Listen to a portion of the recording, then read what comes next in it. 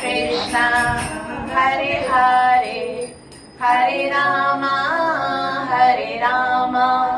Rama Rama, Hare Hare, Hare Krishna, Krishna Krishna, Hare Hare, Hare Rama, Rama Rama, Hare Hare, Hare Krishna, Krishna Krishna, Hare Hare, Hare Rama, Rama Rama, Hare Hare, Hare Krishna, Krishna Krishna, Hare Hare, Hare Rama, Rama Rama, Hare Hare, Hare Krishna, Krishna Krishna, Hare Hare, Hare Rama,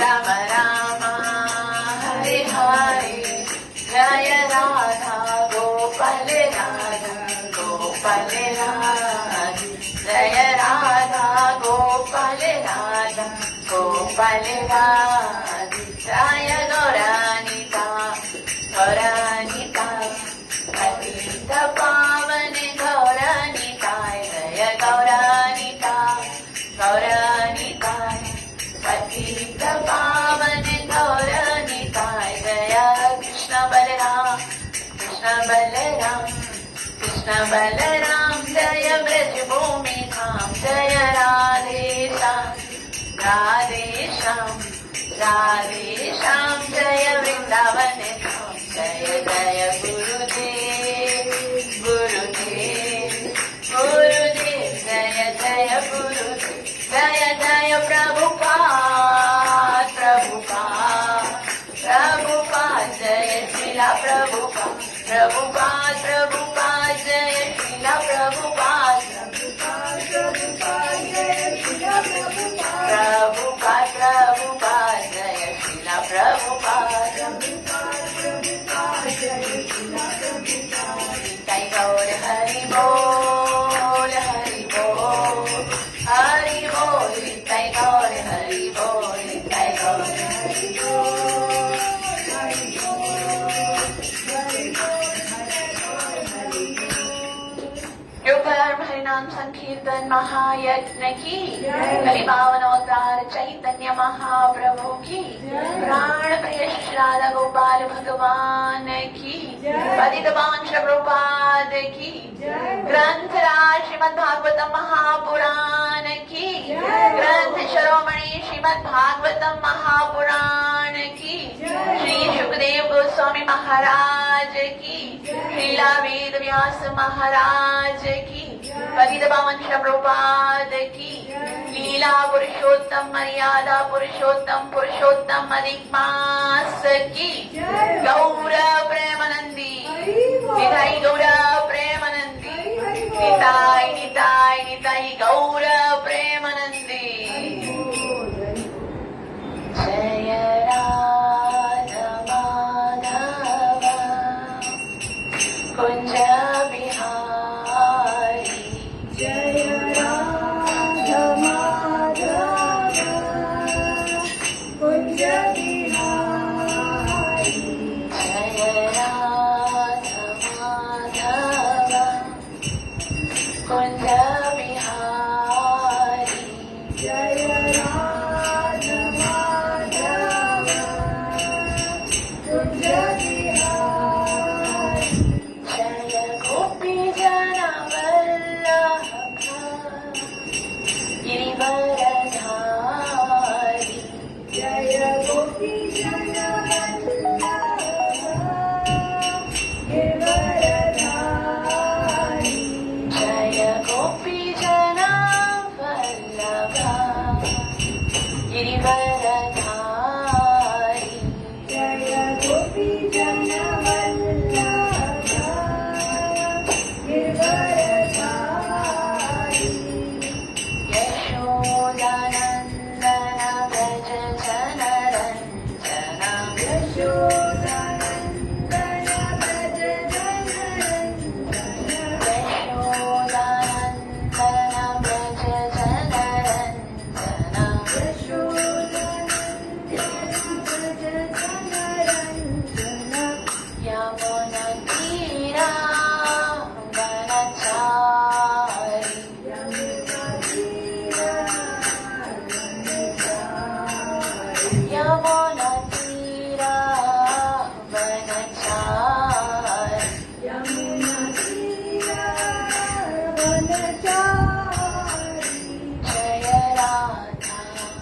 Madhav Kunj Bihari जय राधा माधव कुंज बिहारी जय राधा माधव कुंज बिहारी जय राधा माधव कुंज बिहारी जय श्री कृष्ण चैतन्य प्रभु नित्यानंद श्री अद्वैत गदाधर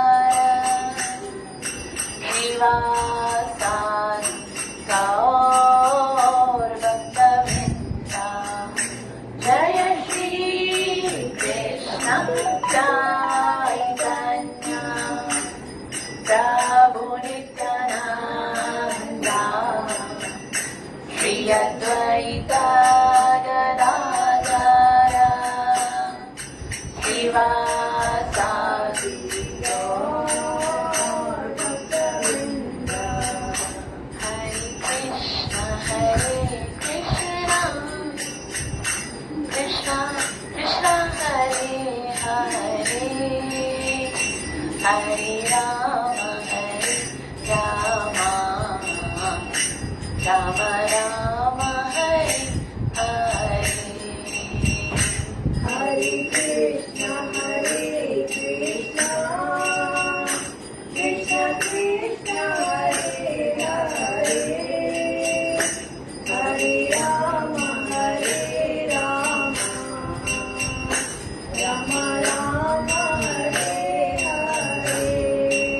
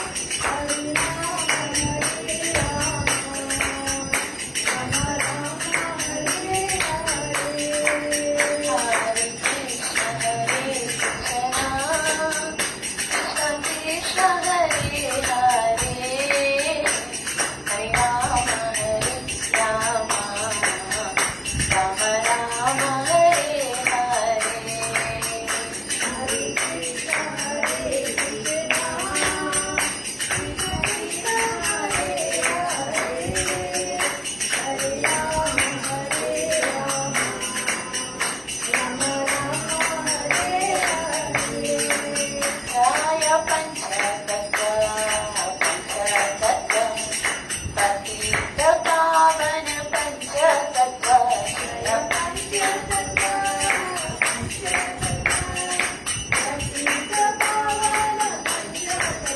जय पञ्चतत्त्व पञ्चतत्त्व कलियुग पावन पञ्चतत्त्व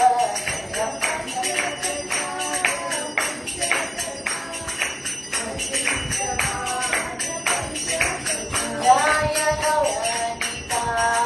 गौरनिताय पतित पावन गौरनिताय जय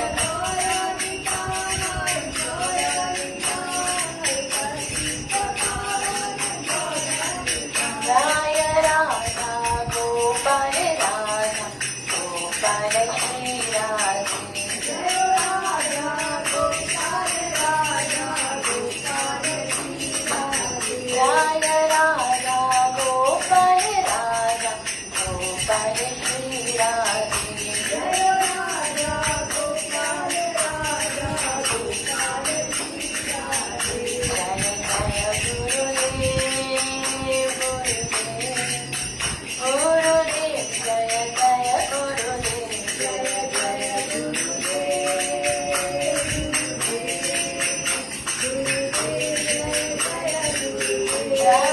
जय प्रभुपाद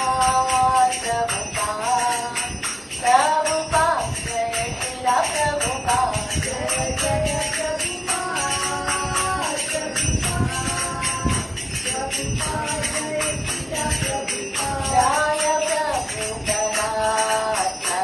प्रभुपदा अभय चरण श्रीला प्रभुपदा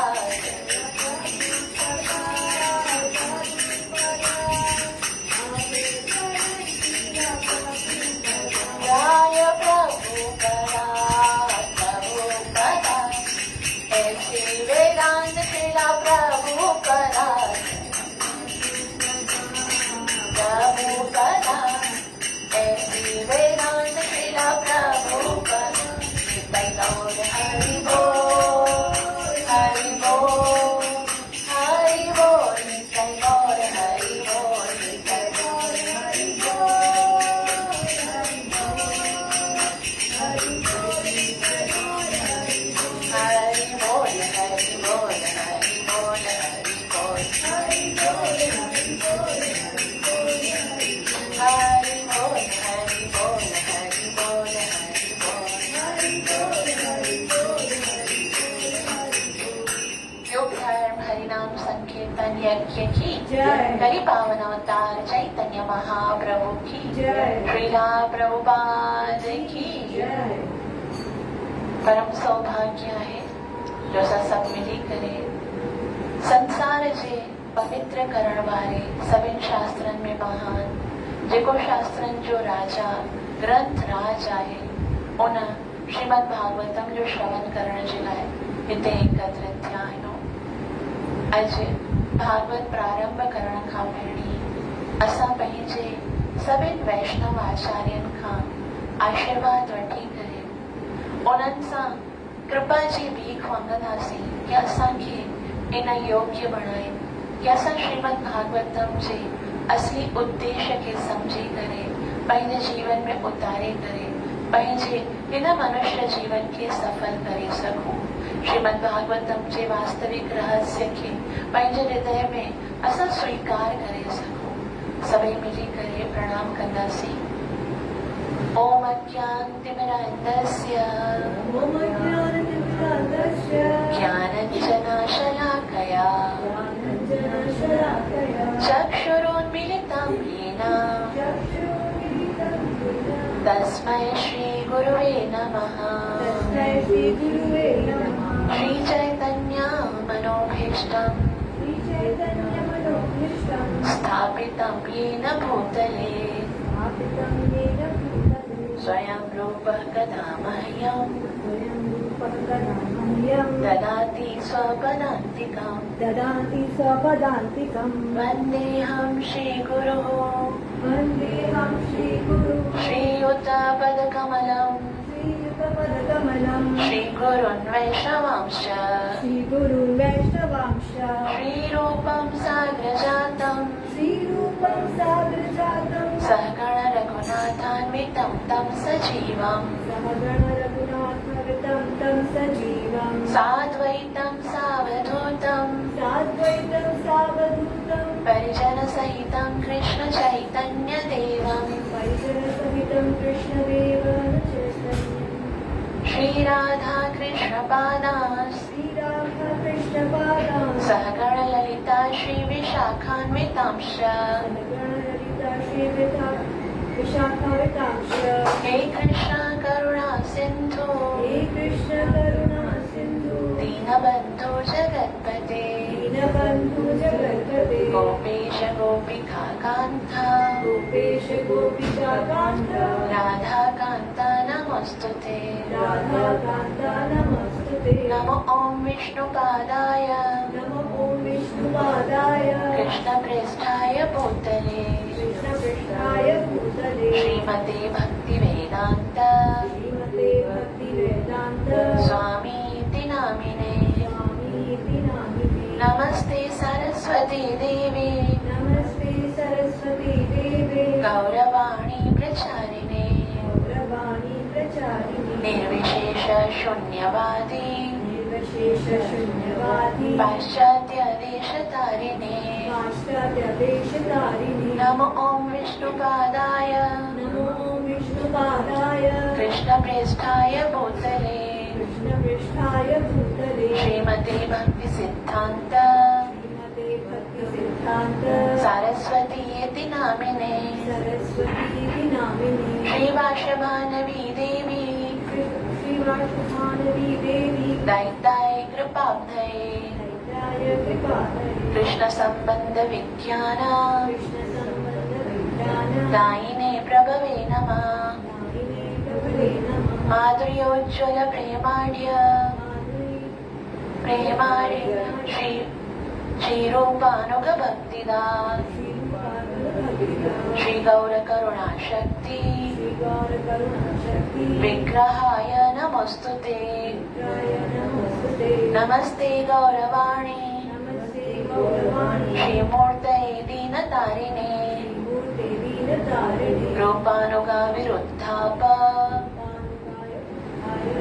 सिद्धान्तद्वान्तहारिणे नमो गौरकिशोराय साक्षात् वैराग्यमूर्तये विप्रलम्भारसाम्भोधे पादाम्भोजाय ते नमः नमो भक्तिविनोदाय सच्चिदानन्दनामिने गौरशक्तिस्वरूपाय रूपानुगावराय ते गौराविर्भावभूमिस्त्वं निर्दिष्टः सज्जनप्रिय वैष्णव सर्वभौमा श्रीजगन्नाथाय ते नमः जय श्रीरूप सनातन जय श्रीरूप सनातन रघुनाथान्वितं तं सजीवम् वाञ्छाकल्पतरुभ्यश्च कृपासिन्धुभ्य एव च पतितानां पावनेभ्यो वैष्णवेभ्यो नमो नमः नमो महावदन्याय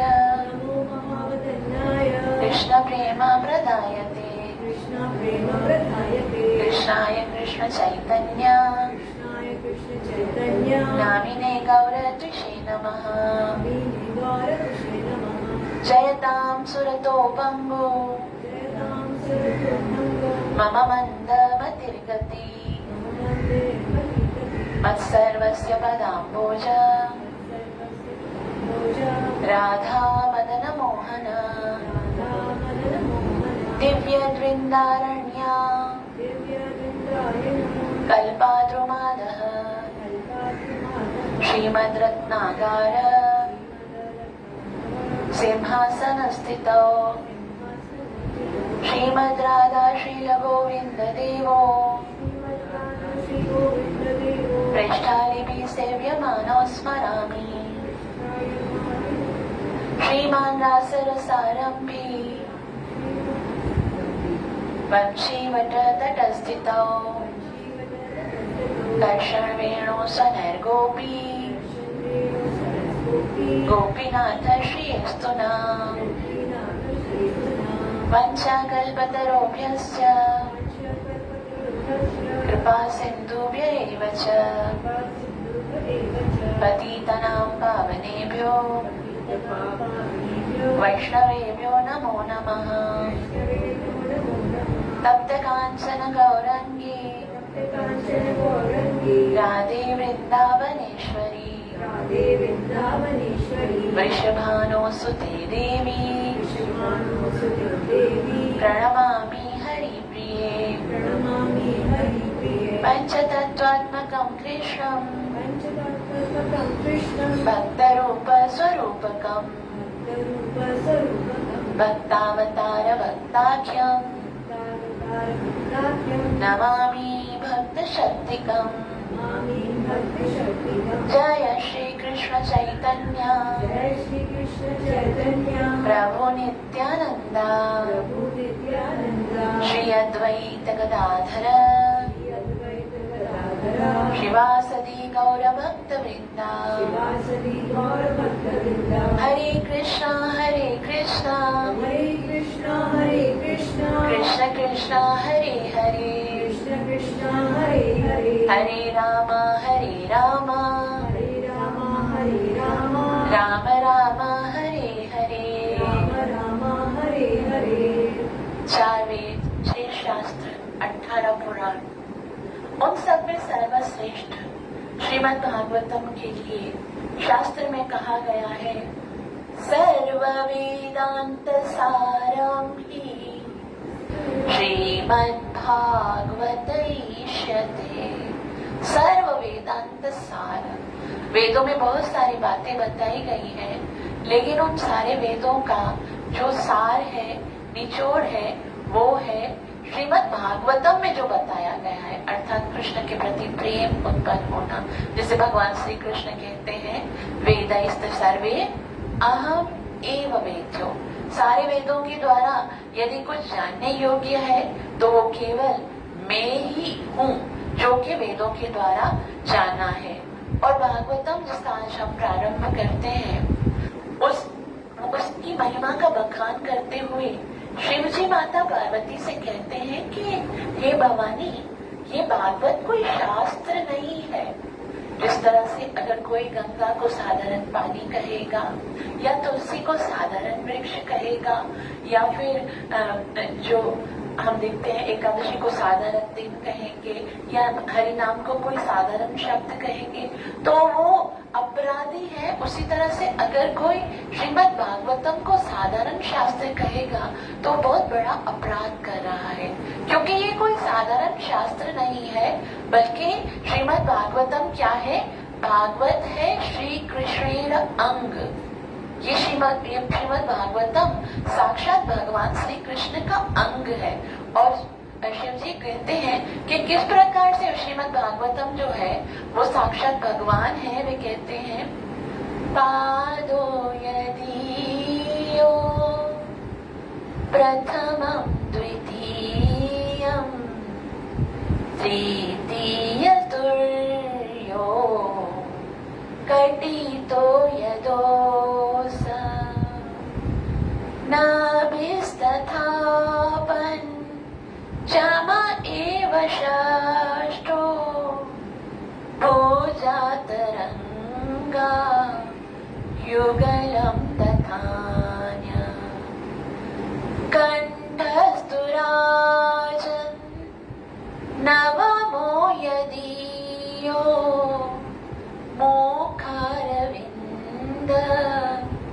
दशमं प्रफुल्लम् एकादशो यस्य ललाटपटं क्षीरोत्तु द्वादश द्वादश एव हि भाति। पादो यदियो प्रथमं द्वितीयम, प्रथम मतलब पहला, द्वितीय मतलब दूसरा। पहला और दूसरा जो सिकंद है वो भगवान के दो चरण है। तृतीय तुर्यो कटितो पदोत्तम, जो तीसरा है और चौथा है वो तीसरा और चौथा सिकंद भगवान की कटी प्रथम कटी है। और नाभिस पंचम एवं षष्ठम, पांचवा और छठा स्थल जो है नाभि और भगवान का वक्ष स्थल है। भुजा तरंगो युगलम तथान्यो, और उसके बाद के दो हैं यानी 7 और 8 जो है वो भगवान की भुजाएं हैं। कंठस्थु राजन नवमो यदियो, भगवान का कंठ है श्रीमद् भागवतम का 9वां सिकंद। मुखारविंद दशम प्रफुल्लम, और जो 10वां स्कंद है वो भगवान का मुस्कुराता हुआ मुखारविंद है। और एकादशो यस्य ललाट पट्टम, जो एकादश सिकंद है 11वां सिकंद वो भगवान का ललाट है। शिरो तो द्वादश एवं ही भाति, और जो 12वां सिकंद है वो भगवान का सिर है। अर्थात श्रीमद् भागवतम और भगवान में कोई अंतर नहीं है। जो भगवान से मिलना चाहते हैं, भगवान को स्पर्श करना चाहते हैं, भगवान से सुनना चाहते हैं, उनके लिए चैतन्य चरितामृत में साक्षात चैतन्य महाप्रभु कहते हैं, भागवत होया कृष्णेर अंग प्रति श्लोके प्रति शब्द गोपी कृष्ण नाना रंग, कि एक एक जो शब्द है, एक एक श्लोक है वो साक्षात भगवान का स्वरूप है। और भगवान में हर एक जगह भागवतम में भगवान ने किस तरह से भगवान ने अपने भक्तों के साथ लीलाएं की हैं, किस तरह से अपने भक्तों के साथ प्रेम का आदान प्रदान किया है, उसी का वर्णन किया गया है। तो श्रीमद् भागवतम जो है वो आसानी से श्रवण करने के लिए मिलता नहीं है। ना जाने कितने जन्मों तक हम जन्म जन्म तक भटकते हैं, कभी अच्छे कार्य करते हैं तो स्वर्ग में जाते हैं, तो कभी हम अलग अलग कार्य करके अलग अलग योनियों में भटकते हैं और फिर उसके उपरांत जब हम हमारे ऊपर बहुत सारी कृष्ण उन्मत्त सुकृति जमा होती है तो हमको भक्त के घर में जन्म मिलता है, जहाँ पर भक्ति होती है। मनुष्य रूप में भी हम देखते हैं कि कितने लोग हैं जो मनुष्य का जीवन प्राप्त करते हैं, लेकिन उनको ये चांस ही नहीं मिलता है कि हम भागवत श्रवण करें, हम भगवान की लीलाओं को सुने, हम भगवान की सेवा करें। ये हमारा कितना बड़ा सौभाग्य है कि ना जाने कितने जन्मों की भटकने के बाद आज हमको ये अवसर मिला है कि हम सरलता से भगवान से कनेक्टेड हैं। सरलता से हम ऐसे भक्तों के साथ मिलते हैं, हम शास्त्रों का अध्ययन करते हैं, हमको भगवान के समक्ष कीर्तन करने का अवसर मिलता है, भगवान को प्रणाम करने का अवसर मिलता है, भगवान के उच्छिष्ट भोग को, प्रसादम को सेवन करने का अवसर मिलता है। तो ये बहुत ही जन्मों के जो है ना आशीर्वाद, उनकी कृपा। ऐसे कहते हैं कि अनेक जन्मों की सुकृति जब जमा होती है, जन्म लाभ परो पुंसा, उनको जब प्राप्त होता है तो ही वो भागवतम महापुराण को श्रवण करने की रुचि उत्पन्न होते हैं। रुचि उत्पन्न होती है, हृदय होता है कि हम भागवत सुने, हम भागवतम को पढ़ें, हम भागवतम की कथा का आयोजन करें। तो श्रीमद् भागवतम में क्या है, आज हम उसके विषय में पढ़ेंगे और भागवतम की महिमा के विषय में पढ़ेंगे। जैसा कि हम सब जानते हैं कि श्रीमद् भगवान श्री कृष्ण आज से 5000 साल पहले मथुरा में उनका जन्म हुआ और भगवान श्री कृष्ण इस भौतिक जगत में 125 साल तक लीला करने के बाद धराधाम से अपने आध्यात्मिक जगत गौरव वृंदावन धाम में लौट गए। 11 वर्ष तक लगभग भगवान ने वृंदावन में लीला की और 17 वर्ष तक मथुरा में लीला की। उसके बाद लगभग 100 साल तक भगवान द्वारिका में लीला किए। जब भगवान धराधाम से चले गए तो सारे यदुवंशी जो देवता उनके साथ लीला करने के लिए आए थे वो भी सब चले गए। तो ऐसा कुछ कुछ लोग बोलते हैं भाई यदुवंशी कैसे गए, क्योंकि उनको ब्राह्मणों ने श्राप दिया था कि भाई यदुवंशी का नाश हो जाएगा। ब्राह्मणों ने श्राप दिया था इसलिए नहीं गए, इसलिए गए क्योंकि भगवान एक लीला करके उनको अपने धाम में भेजना चाहते थे। अगर ब्राह्मणों के श्राप से ही यदुवंश का नाश होता तो हम जानते हैं कि उद्धव भी तो यदुवंशी है ना, वो तो आज भी बद्री का आश्रम में नर नारायण के प्रतिनिधि के रूप में सेवा कर रहे हैं। दूसरे रूप में वृंदावन में जो गोवर्धन के पीछे कुसुम सरोवर के पास एक उद्धव कुंड है, वहां पर भी आज भी उद्धव जी विराजमान है। तो उद्धव जी आज है। अगर ब्राह्मणों के श्राप से संपूर्ण यदुवंशों का नाश होता तो उद्धव जी कैसे होते। और उसके साथ साथ भगवान श्री कृष्ण के चाचा के लड़के थे, वो भाई थे तो यदुवंशी थे। और फिर एक और भगवान के वंश में भगवान के पुत्र हैं प्रद्युम्न, और प्रद्युम्न के पुत्र हैं वज्रनाभ।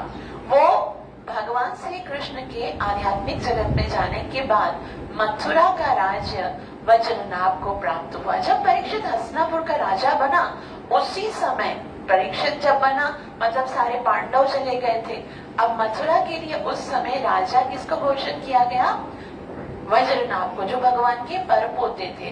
तो वो कैसे बच गए श्राप से?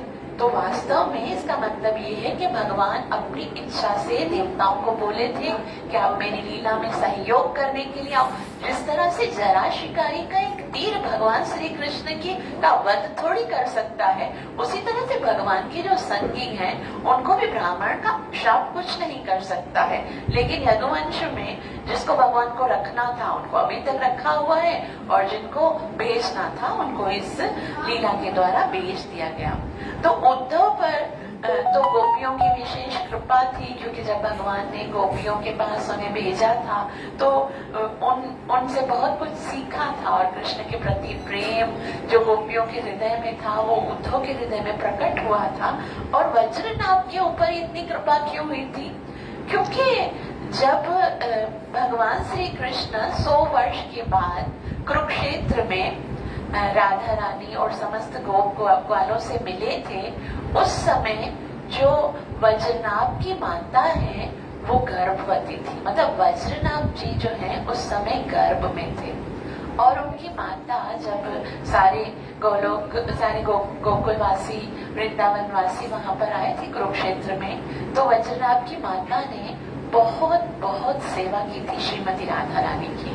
और श्रीमती राधा रानी अब कृष्ण के परपोते हैं, तो श्रीमती राधा रानी भी उनको अपनी बहू के समान न मानती थी। और राधा रानी कैसे जैसे सास की बहू सेवा करती है, इस तरह से वो लगता था। और इतना श्रीमती राधा रानी उनकी सेवा से प्रसन्न हुई थी। राधा रानी जब भी वज्रनाभ की माता उनकी सेवा करती थी, चरण दबाती थी, उनको दूध पिलाती थी, उनके लिए प्रसादम बनाती थी, राधा रानी को बहुत आनंद आता था। और राधा रानी बड़े ही आनंद से हाथ उठाकर आशीर्वाद देती और कहती, राधा रानी ने कहा, हे बहू रानी जा, तुझे मैं आशीर्वाद देती हूँ कि तेरा बेटा इस पूरे ब्रज का राजा बनेगा। क्योंकि ब्रज के राजा तो कृष्ण है, और श्रीमती राधा रानी ब्रज रानी है, अधिष्ठात्री देवी है।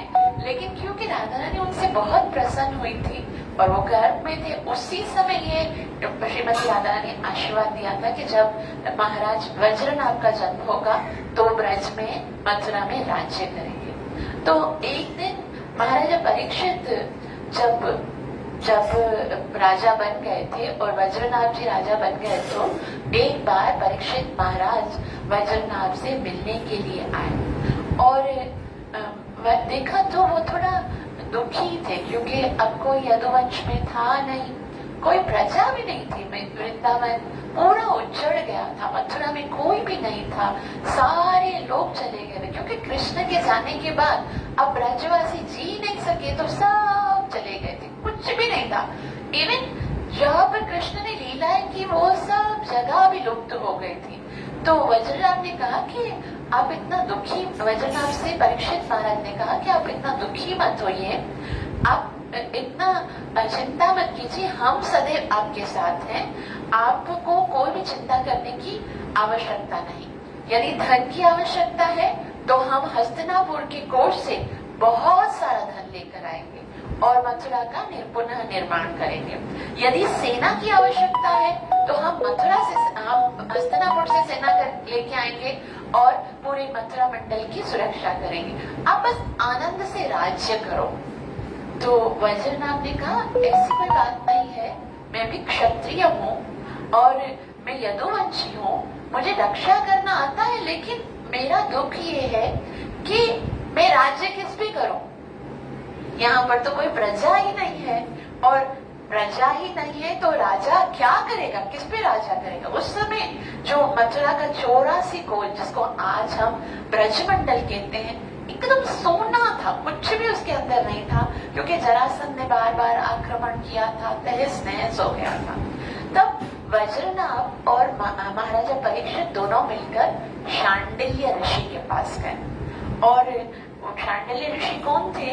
जो नंद बाबा के पुरोहित थे, उनके पास गए और शांडिल्य ऋषि ने कहा कि मैं इतने समय से आप दोनों की ही प्रतीक्षा कर रहा था। परीक्षित महाराज और वज्रनाभ, आप लोग आ गए। तो शांडिल्य ऋषि जो है वो उन दोनों को बताते हैं कि आपको इतना दुखी होने की आवश्यकता नहीं है। तो उन्होंने कहा, वज्रनाभ जी और परीक्षित महाराज, कि दुखी होने की आवश्यकता कैसे नहीं है?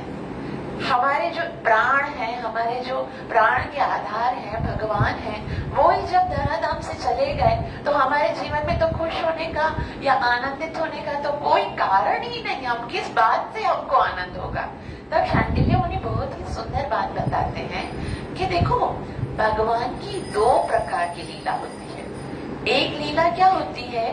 वो शाश्वत होती है, नित्य होती है, अप्रकट होती है और वास्तविक होती है। शाश्वत मतलब इटर्नल होती है, नित्य मतलब हमेशा रहती है, अप्रकट मतलब संसार में दिखती नहीं, और वास्तविक मतलब वो रियल होती है। तो वो लीला भगवान की हमेशा चल रही है, आज भी है। गोलोक वृंदावन धाम में तो भगवान आज भी है, अपने प्रेमियों के साथ तो लीला कर ही रहे हैं। और दूसरी जो लीला भगवान की होती है वो व्यावहारिक होती है, प्रकट लीला होती है और अवतार काल में दिखती है। और जब भगवान का अवतार समाप्त होता है, जब भगवान अपने धाम में चले जाते हैं, तो थोड़े समय के बाद वो लीला भी लुप्त हो जाती है। तो इसलिए भौतिक जगत में जो भगवान की लीला होती है वो कैसी होती है? जो शास्त्रों में वर्णन है वो भौतिक जगत की लीला है। आध्यात्मिक जगत की लीला शास्त्रों में कोई वर्णन कर ही नहीं सकता, क्योंकि आध्यात्मिक जगत से कोई लौटता नहीं है। अब संसार में तो जैसे जो भी भगवान के अवतार भी होते हैं या जो भी देखते हैं, तो संसार वाले तो सब लिखे जा सकते हैं, उनकी कथाएं बताई जा सकती हैं कि त्रेता युग में राम जी आए तो उन्होंने किस तरह से राज्य किया, नरसिम्हा भगवान ने किस तरह से प्रहलाद महाराज की रक्षा की, ध्रुव महाराज की रक्षा की, या भगवान श्री कृष्ण ने कौन कौन सी लीला की। लेकिन जो आध्यात्मिक जगत की लीलाएं हैं वो तो शास्त्रों में बताई नहीं गई हैं।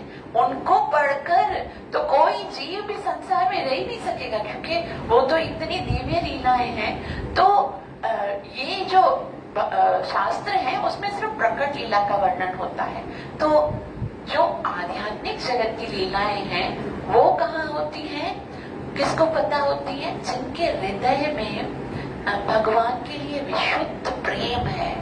विशुद्ध प्रेम वाले जो महात्मा जन हैं, उनके हृदय में वो भगवान की लीलाएं धारावाहिक, जिस तरह से टेलीविजन में जब हम कोई चैनल खोलते हैं तो किस तरह से पता चलता है भाई यहाँ पर ऑस्ट्रेलिया में क्या हो रहा है, अमेरिका में क्या हो रहा है, यहाँ क्या हो रहा है। तो आध्यात्मिक जगत में क्या हो रहा है वो तो आध्यात्मिक स्थिति में आए हुए महात्मा जन के हृदय में वो सारी लीलाएं जो है वो नित्य चल रही, आज भी चल रही हैं। परंतु संसार में जो प्रकट लीला है भगवान की, वो प्रकट लीलाएं अब लुप्त हो गई हैं और उनको आपको पुनः प्रकट करना है। तो वज्रनाभ से और परीक्षित महाराज से ये कहते हैं शांडिल्य ऋषि की, क्योंकि संसार के लोग हैं, वो संसार में यदि भगवान की लीला स्थली नहीं होंगी तो उनका विश्वास नहीं बढ़ेगा।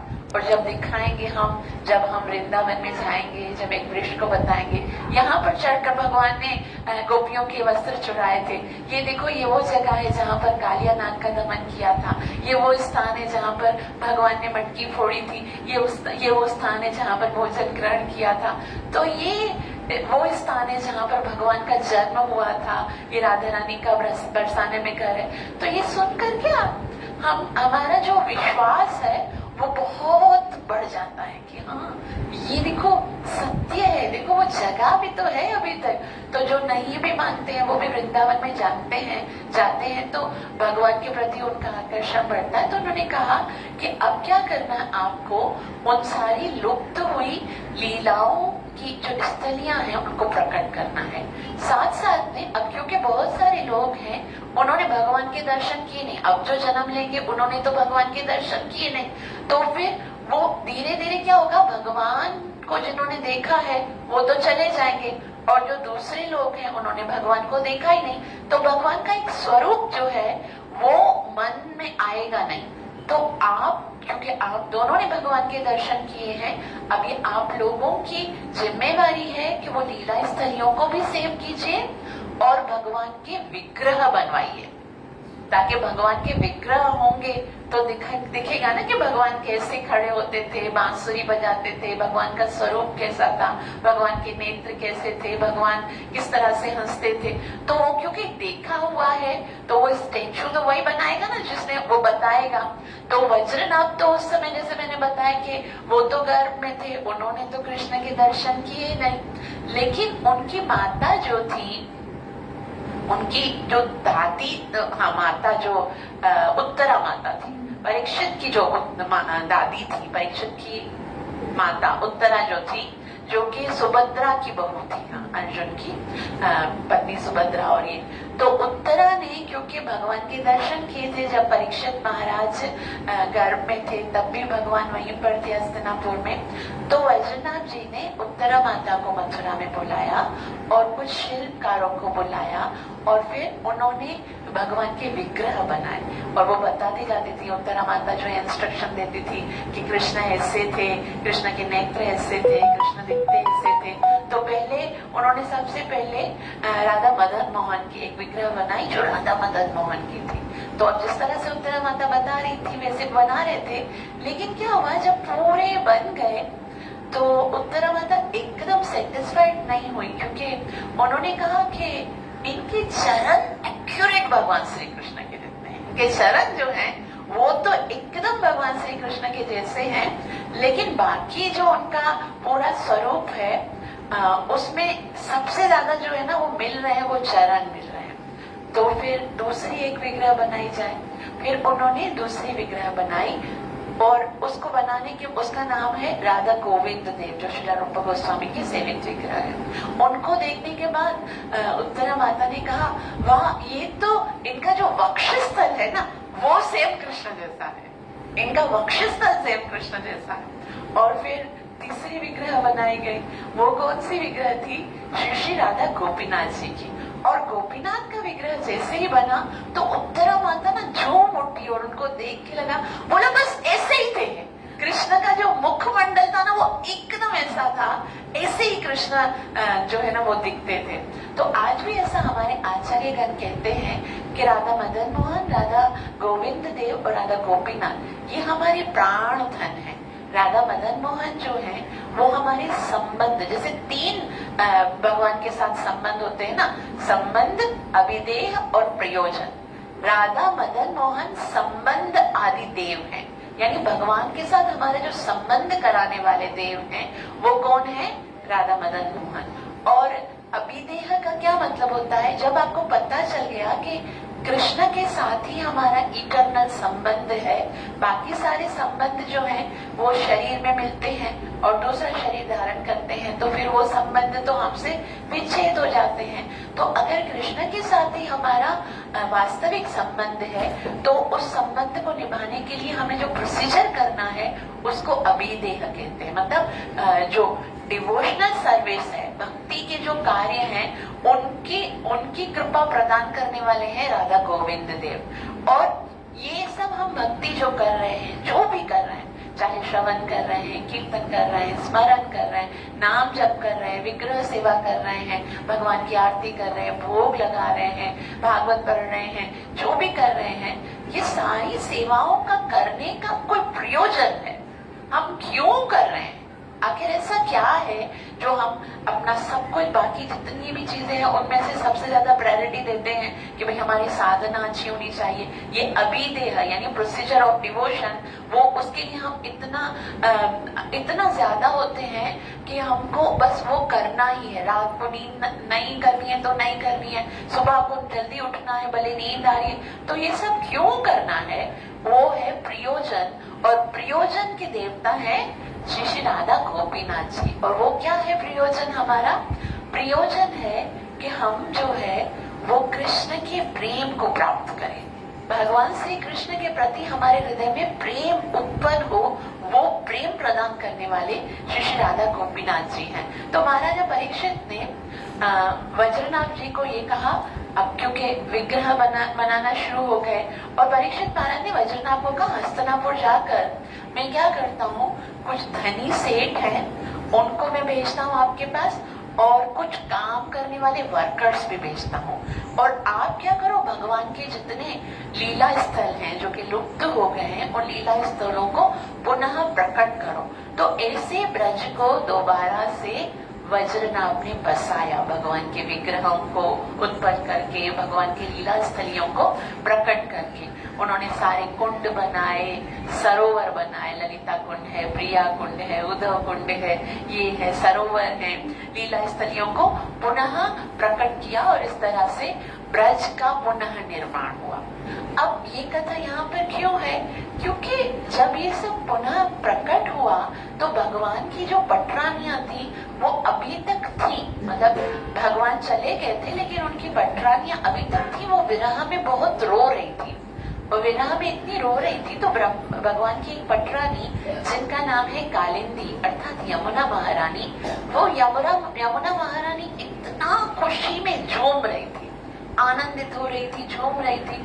तो भगवान की दूसरी पटरानियों ने यमुना महारानी कालिंदी से कहा कि ये प्रिय, हम आपसे एक प्रश्न पूछते हैं कि जब से हमारे प्राण प्रीतम भगवान श्री कृष्ण इस धराधाम को छोड़ कर गए हैं, तब से उनकी जुदाई में हम तो इतने पीड़ित हैं, हमको तो इतना दुख है, हमको तो कुछ आनंद आता नहीं है।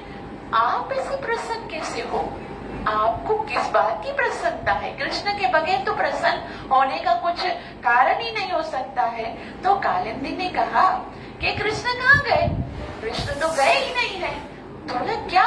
तो उन्होंने कहा कि देखो, कृष्ण जो है वो आध्यात्मिक जगत में श्रीमती राधा रानी के साथ सदैव रहते हैं, और मैंने क्या किया है, मैंने श्रीमती राधा रानी का किंकरत्व स्वीकार किया है। मैं श्रीमती राधा रानी के साथ ही उनकी सेवा में सदैव रहती हूँ, मैंने उनकी सेवा को स्वीकार किया है। अब मैं श्रीमती राधा रानी की सेविका बन गई हूँ, और जब मैं उनकी सेवा करती हूँ तो कृष्ण तो उनके साथ है, तो मुझे सदैव कृष्ण के साथ रहने का वो आनंद प्राप्त होता है। बल्कि भौतिक जगत में वो आनंद नहीं है, आध्यात्मिक जगत में तो कृष्ण सदैव हमारे साथ हैं, और रोज उनसे मिलन होता है, रोज उनकी सेवा का अवसर मिलता है। दुख क्या है? दुख तो आध्यात्मिक जगत में कभी आ ही नहीं सकता। तो सारी रानियों ने कहा, अच्छा इतना आनंद है आध्यात्मिक जगत में, पर हमारा मिलन कैसे होगा कृष्ण के साथ? हम ऐसा क्या करें, हम भी आध्यात्मिक जगत में प्रवेश प्राप्त करें? नित्य लीला में हम कैसे जाएं? हमको श्रीमती राधा रानी की सेवा करने का अवसर कैसे प्राप्त होगा? हम कैसे श्रीमती राधा रानी की उस नित्य लीलाओं में प्रवेश कर सकेंगे? तब जो कालिंदी महारानी है वो कहने लगी, देखो, अगर कोई कृष्ण की नित्य लीला में प्रवेश करना चाहता है ना, तो उसका एक ही तरीका है बस।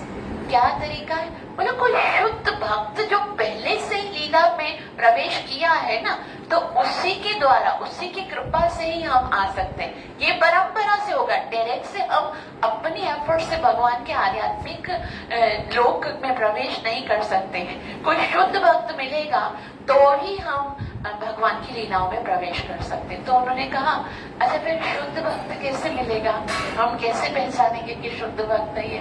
तो उन्होंने कहा शुद्ध भक्तों को ना बस एक ही चीज में रस आता है, हम सब मिलकर यहाँ पर हरि नाम का कीर्तन करते हैं, और जब हम भगवान के नाम का कीर्तन करेंगे तो संसार में कहीं पर भी ये हरि नाम की गूंज जो है, उसकी वाइब्रेशन जो है हो जाएगी। और वो जैसे चुंबक होता है ना, वो कैसे खींच कर लेके आता है, तो ये हरि नाम जो है वो भक्तों को खींच कर लेकर आता है। तो सारी जो रानियां हैं वो सब भगवान के पवित्र नाम का कीर्तन करने लगे। हरे कृष्णा कृष्ण कृष्ण हरे हरे, हरे राम राम राम हरे हरे। और जैसे ही कीर्तन किया तो वहां पर उद्धव जी प्रकट हो गए, और उद्धव जी जैसे ही प्रकट हुए तो उन्होंने उधर आकर, मतलब इतने सुंदर थे, उनको देखकर सारी रानियां मोहित हो गई, क्योंकि उद्धव जी का स्वरूप जो था, उनका वस्त्र, उनका पहनना, उनका स्टाइल सेम कृष्ण के जैसा था। उन लंबे चौड़े थे, विशाल छाती थी, उनको देखकर सारी रानियां बहुत आनंदित हुई। और क्योंकि उद्धव जी गोपियों के कृपा पात्र हैं, गोपियों से उन्होंने शिक्षा, प्रेम की शिक्षा प्राप्त की है, इसीलिए उन सारी रानियों ने उद्धव से प्रार्थना की कि आप हमें कुछ ऐसा बताइए कि हम जो है वो आध्यात्मिक जगत में भगवान की नित्य लीलाओं में प्रवेश हो सके। तो वो सब उद्धव जी को ऐसे घेर कर बैठ गई, और पहली भागवत कथा जो है उद्धव जी ने की।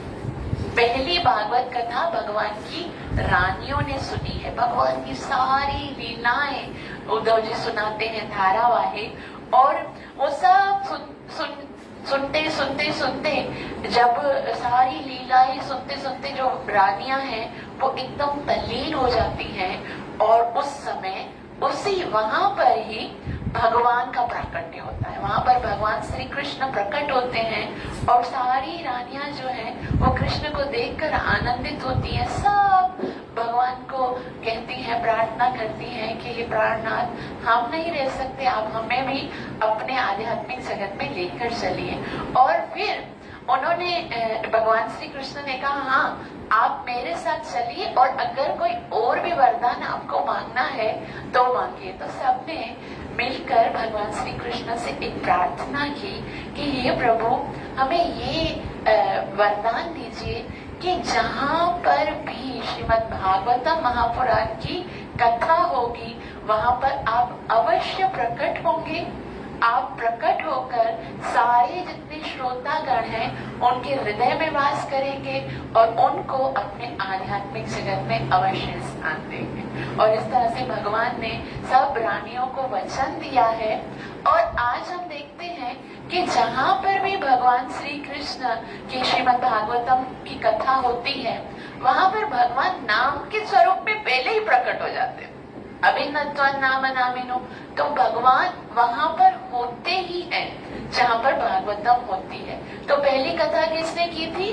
उद्धव जी ने। किसको सुनाई थी? सारी बटरानियों को। कहाँ पर सुनाई थी? गोवर्धन की तलहटी पर कुसुम सरोवर में। गोवर्धन की तलहटी पर कुसुम सरोवर पर जो है ये कथा सुनाई थी। अब दूसरी कथा कहाँ पर हुई थी? दूसरी कथा हरिद्वार में हुई थी। हरिद्वार में जब सप्त ऋषि आश्रम है जहाँ पर गंगा 7 धाराओं में बढ़ जाती है, वहां पर दूसरी कथा की किसने थी? वो दूसरी कथा की थी नारद मुनि ने। नारद मुनि तो किस तरह से बताते हैं, भौतिक जगत में बहुत कुछ है अगर हम देखते हैं। और भागवतम की महिमा बताते हुए शास्त्र में, श्रीमद् भागवतम में कहा गया है, निम्नगानाम यथा गंगा देवानाम अच्युतो यथा, अच्युतो वैष्णवानाम यथा शंभु पुराणानाम इदं तथा। वैष्णवों में सबसे जो श्रेष्ठ है, अग्रगण्य है, वो कौन है?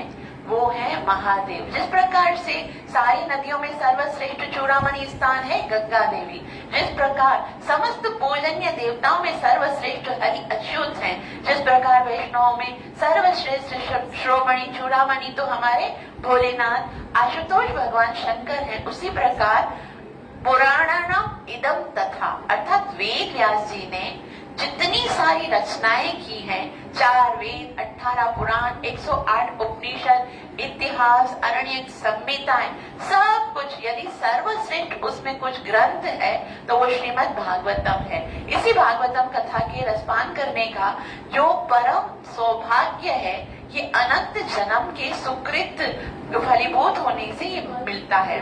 तो इस तरह से वेद व्यास जी जो हैं, उन्होंने बहुत सारे शास्त्रों का वर्णन किया। ये भागवत कथा जो है, भागवत की महिमा जो है, वो 4 अध्याय में पद्म पुराण में बताई गई है और 6 अध्याय में सिकंद पुराण में बताई गई। अब हम देखते हैं कि भागवतम जो है वो वेद व्यास जी की अंतिम शास्त्र है। भागवतम लिखने के बाद वेद व्यास जी को कुछ लिखने की जरूरत नहीं पड़ी, क्योंकि उनको लगा कि जो कुछ प्राप्त करना है वो तो भागवतम से ही मिल जाएगा। तो उन्होंने कोई शास्त्र लिखा नहीं। तो इसका मतलब है जो सिकंद पुराण है और पद्म पुराण है वो तो भागवतम से पहले लिखे गए हैं।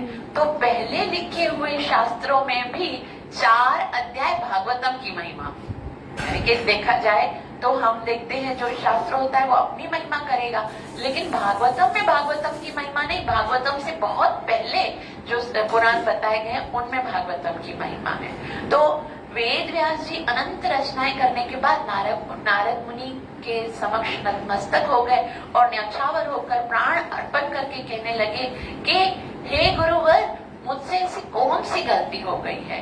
4 वेद, ऋग्वेद, सामवेद, यजुर्वेद, अथर्ववेद में ऐसी क्या कमी थी? 18 पुराण, अग्नि पुराण, विष्णु पुराण, स्कंद पुराण, नारद पुराण, 108 उपनिषद, श्वेताश्वर उपनिषद, मुंडक उपनिषद, कठोर उपनिषद, छांदोग्य उपनिषद में ऐसी क्या कमी रह गई थी? हे गुरुदेव, मैंने तो इतिहासों की रचना की, क्या कमी है रामायण में और महाभारत में? क्या कमी है संहिताओं में, मनु संहिता, गर्ग संहिता, ब्रह्म संहिता? हे नारद मुनि, हे गुरुवर, आज तक मैंने जो भी रचना की है उससे मुझे कोई आनंद नहीं मिला, केवल दुख ही मिला है। मुझे से अधम पतित जीव का उद्धार करने के लिए हे गुरुवर आपका अवतार हुआ है। नारद मुनि से वेद व्यास जी, जिन्होंने सारे शास्त्रों की रचना की है, वे कहते हैं अब आप मुझे कोई ऐसा मार्गदर्शन कीजिए जैसे मेरा मन आनंदित हो जाए। पूरा, ना केवल मेरा मन आनंदित हो बल्कि पूरा ब्रह्मांड आनंदित हो जाए और सबको आनंद की अनुभूति। ये सब शास्त्रों से जब मैं लिखने वाला ही आनंदित नहीं हुआ तो पढ़ने वाले कैसे होंगे? तो नारद मुनि कृपा सिंधु, करुणा सिंधु, दीन दयाल, दीन बंधु वेद व्यास जी से कहने लगे कि यदि कोई ग्रंथ की रचना करनी है तो ऐसे ग्रंथ की रचना करो जहां भगवान श्री कृष्ण की मधुर ब्रज लीलाओं का वर्णन हो सके। आप पद्म पुराण लिखे, सिकंद पुराण लिखे, अग्नि पुराण लिखे, वराह पुराण लिखे, वामन पुराण, सब पुराण लिखे, परंतु क्या आपने उन पुराणों में भगवान श्री कृष्ण की मधुर लीलाओं का वर्णन किया है? अरे आपने जो भगवान माखन चोरी करते हैं, नवनीत तस्कर, ब्रजेंद्र चोरम, ये सब लीलाएं आपने लिखी हैं। अरे भगवान हैं, वो जानने से किसी को क्या लाभ होगा? भगवान हैं तो होंगे अपने लिए भगवान, परंतु जब वो भगवान अपनी भगवतता को छोड़कर मानव समाज में आते हैं और भक्त वत्सल बनकर, भक्तों के अधीन होकर किस तरह से वो एक माखन के लौंदे के लिए नाचते हैं, किस तरह से वो डांट खाते हैं, यशोदा मैया की रस्सी से बनते हैं और किस तरह से अपने भक्तों के साथ प्रेम का आदान प्रदान करते हैं, ये लीला, ये रस जब जीव चखेगा तब तो उनका बेड़ा पार होगा। हे भगवान है, महान है, अनंत है, ये है, वो है, विश्व रूप है, जिसने सबको बनाया, इसे सुनकर तो प्रेम उत्पन्न नहीं होगा बल्कि भय उत्पन्न होगा कि भाई भगवान इतना वो है। तो इस तरह से आप प्रेम की लीलाओं को लिखिए। तो ऐसा बताया जाता है कि पद्म पुराण में लिखा हुआ है, जन्मांतरे भवेत् पुण्यम तदा भागवतम लभेत्। तो जब भी वेद व्यास जी ने भी इतने सारे शास्त्रों को लिखते पुण्य एकत्रित किए, तब उनको ये इंस्ट्रक्शन मिली कि अब आप भगवान की लीलाओं में प्रवेश कर सकते हो। भागवत साक्षात भगवान का स्वरूप है। तो इसीलिए यहाँ पर बताया जा रहा है कि जब परीक्षित महाराज को 7 दिन में मरने का श्राप मिला कि भाई 7 दिन तक आपके बाद आपकी मृत्यु हो जाएगी, तब परीक्षित महाराज सब ऋषि मुनियों को एकत्रित करके उनसे एक प्रश्न पूछते हैं, अतः पृच्छामि संसिद्धिं योगिनां परमं गुरु पुरुषस्येह यत्कारं नियमानस्य सर्वदा, कि मुझे ये बताइए कि जो व्यक्ति जिसकी मृत्यु होने वाली है, उस व्यक्ति को ऐसा क्या करना चाहिए कि वो अपने जीवन को सफल कर सके, उद्धार कर सके। तभी श्रीमद् भागवतम के दूसरे स्कंद के पहले अध्याय के श्लोक नंबर 5 में वेद व्यास जी बताते हैं कि व्यक्ति को यदि अपने जन्म मरण के चक्कर को खत्म करना है, यदि वास्तविक उद्देश्य कृष्ण प्रेम को प्राप्त करना है, तो क्या करना है? तस्मात् भारत सर्वात्मा भगवान ईश्वरो हरि श्रोतव्य कीर्तितव्यस्य स्मर्तव्यश्चेततां भयात्, कि उसको क्या करना है? तस्मात् भारत सर्वात्मा, वो भगवान जो प्रत्येक जीव के सर्वात्मा है, और वो कौन है? ईश्वर है, हरि है। उन भगवान के विषय में श्रोतव्य, कीर्तितव्य और स्मर्तव्य 3 काम करने हैं बस। क्या करना है? उनके विषय में सुनना है, उनका संकीर्तन करना है और उनको स्मरण करना है। किनको? सर्व स्मर्तव्यो इच्छताम भयम, जिनको भय, शोक और दुखों से निवारण प्राप्त करना है।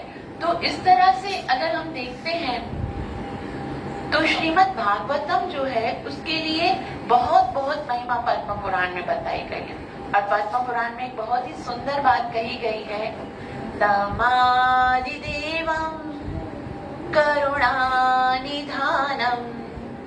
तमालवर्णं सुहृदावतारम्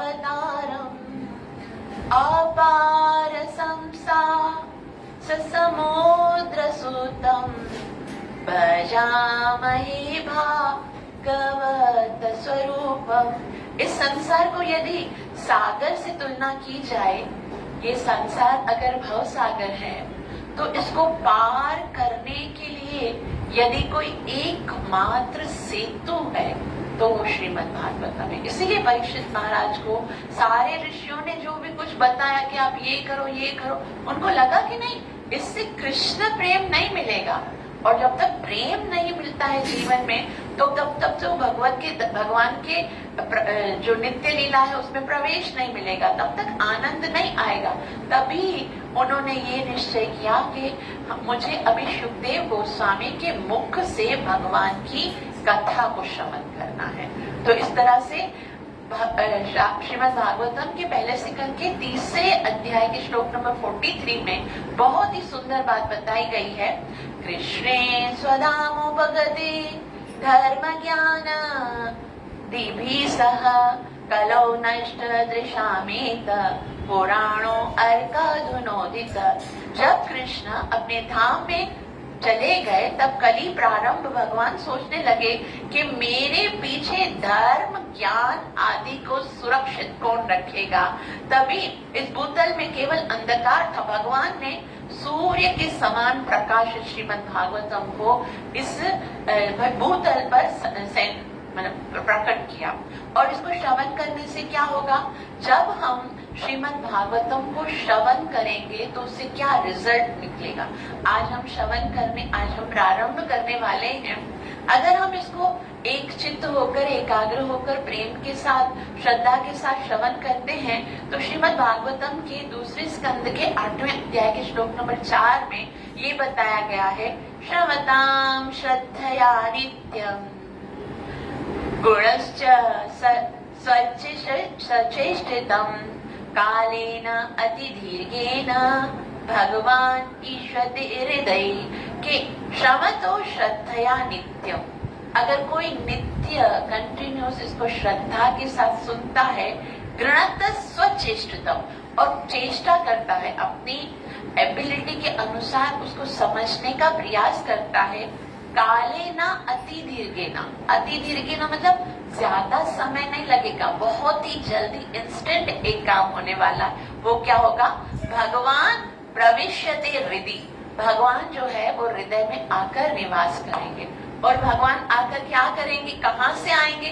हम तो कथा सुन रहे हैं, तो तो भगवान क्या हृदय के अंदर उनके पास कोई हृदय का दरवाजा खोलने की चाबी है जिससे वो अंदर घुसेंगे? तो बोले नहीं, वो हृदय के अंदर आने का एक दूसरा मार्ग ढूंढते हैं, जैसे बोलते हैं पीछे वाले रास्ते से आओ। तो कैसा है? प्रविष्टम कर्णरंध्रेण स्वानां भाव सरोरुहं धुनोति श्यामलं कृष्णं सलीलस्य यथा शरद। प्रविष्टम कर्णरंध्राणां, वो कान के छेद से, जैसे कथा जा रही है ना अंदर, तो जैसे जैसे कथा जाएगी तो जैसे हमने क्या पढ़ा, पहले जो सिकंद है वो भगवान के चरण हैं, दूसरे सिकंद भगवान की जांघें हैं, तीसरा सिकंद, चौथा सिकंद भगवान की नाभि। तो इस तरह से कथा जा रही है ना, तो एक एक करके भगवान का अंग अंदर जा रहा है और अंदर कर्णों के रास्ते से भगवान जाते हैं। और स्वानाम भाव सरोरुहम, और जैसे जैसे हम भाव से श्रवण करते हैं तो भगवान अंदर जाकर क्या काम करते हैं? दोनों श्यामलम कृष्ण, हृदय के अंदर जो भी विकार है उनको साफ करते हैं। सलीलम यथा शरद, और अपने भक्तों के सारे अवगुणों को समाप्त करते हैं। इसलिए भगवान को भक्त वत्सल कहा जाता है। वत्सल का मतलब होता है जैसे छोटा बच्चा पैदा होता है, गाय का बछड़ा पैदा होता है, तो गाय के उस बछड़े को साफ करती है ना गाय अपनी जीभ से, उसकी सारी गंदगी साफ करती। तो भगवान भी उनके वो भक्त जो के भागवतम श्रवण करते हैं, हृदय उनके साफ करते हैं और भगवान उस भक्त के ऊपर बहुत कृपा करते हैं। तो ऐसे हम कथा श्रवण करते हैं कि एक बार क्या होता है, नारद मुनि बद्री का आश्रम में जाते हैं और बद्री का आश्रम में सनकादि ऋषि जो है वो उनके सामने प्रकट होते हैं। सनकादि ऋषि हैं जैसे सनक, संदन, सनातन, सनत कुमार, उनको देखते हैं और नारद मुनि को देख के वो सोचते हैं कि कथम ब्रह्मन दीन मुखो कुतल चिंता भवित, कि आप तो वैष्णव हो, भगवान के इतने शुद्ध भक्त हो और आपका मुख ऐसा है, आपका मुख ऐसा लग रहा है देखकर जैसे कोई बहुत ही धनी व्यक्ति हो और उसका सारा धन कोई चुरा कर लेके गया हो। तो ऐसा तो आपके साथ क्या हो गया जो आप इतना ज्यादा दुखी हो? तब नारद मुनि कहते, नारद मुनि को गत्त वित्त चित्त, वित्त कहते हैं धन को, गत्त में चला गया और चित्त मतलब उसका चित्त कितना परेशान होता है। तो आप बताइए, तो नारद मुनि को कहा आप तो आत्माराम हो, आप तो पूर्ण काम हो, आपके दुख का कारण क्या हो सकता है? तो नारद मुनि अपना बताते हैं कि मैं पहले सत्यलोक में था और फिर मैंने सोचा मैं पृथ्वी पे जाकर भ्रमण करके आता हूँ। तो जब मैं पृथ्वी में आया तो मैंने देखा कि वहाँ की दशा इतनी दुर्दशा थी कि पृथ्वी पे आने के बाद ही मेरा ये हाल हुआ है। तो यहाँ पर आचार्यगण बोलते हैं देखो, पृथ्वी एक ऐसी जगह है जहाँ पर नारद जैसे जब भक्त श्रोमणी आते ना, उनका हाल भी ऐसा होता है, तो हमारी क्या अवस्था हो सकती है पृथ्वी के। तो नारद मुनि कहते हैं कि पृथ्वी पर भारत के समस्त तीर्थों का मैंने दर्शन किया। सबसे पहले जैसे हम लोग की इच्छा होती है ना कि हम भी तीर्थों के ऊपर तीर्थों के दर्शन करने जाएं, तो नारद मुनि कहाँ कहाँ गए? पुष्कर में गए, प्रयाग में गए, काशी में गए, गोदावरी में गए, नासिक, हरिद्वार, श्रीरंग, सेंतुवर आदि तीर्थों का दर्शन किया। लेकिन नारद मुनि ने कहा जहाँ पर भी मैं जाता था वहां पर केवल है ना मुझे वो जो प्रेम होता है ना वो उत्पन्न नहीं हुआ। मतलब हर जगह पे जाने के बाद भी मुझे कोई शांति का अनुभव नहीं है। हर जगह ऐसा लग रहा था कि कलयुग का प्रभाव बहुत बढ़ गया है। तीर्थों के अंदर प्योरिटी है लेकिन वाइब्रेशन इतनी नेगेटिव हो गई है, कलयुग का इतना प्रभाव है कि तीर्थ स्थान में जाकर भी मन शांत नहीं होता और भी उल्टे सीधे बातें हो जाती हैं, गलत काम हो जाते हैं। तब मैंने सोचा चलो ठीक है, मुझे इन तीर्थों पे आनंद नहीं आया तो मैं क्या करता हूँ, मैं वृंदावन चले जाता हूँ।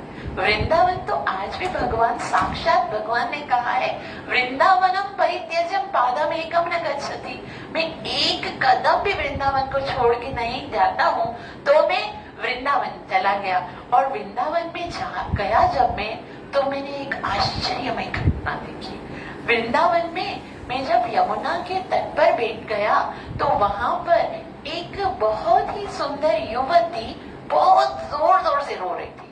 इतना जोर जोर से रो रही थी, चिल्ला रही थी और उसके आजू बाजू तो बहुत ही बूढ़े व्यक्ति सोए पड़े थे और वो मुझे देखकर कहने लगी, भो भो साधु क्षणम तिष्ठम मच्चित्ताम अपि नाशनम। ए साधु, आप आए हो तो कृपा करके मेरी बात सुनो, यूं मुझे चिंता में ग्रस्त छोड़ के जाओ नहीं, बल्कि आप मेरी इस चिंता का निवारण करो। हे देवर्षि, आप मेरी कृपा कीजिए मेरे ऊपर, मैं इस हालत में हूँ और आप ऐसे कैसे जा सकते हो।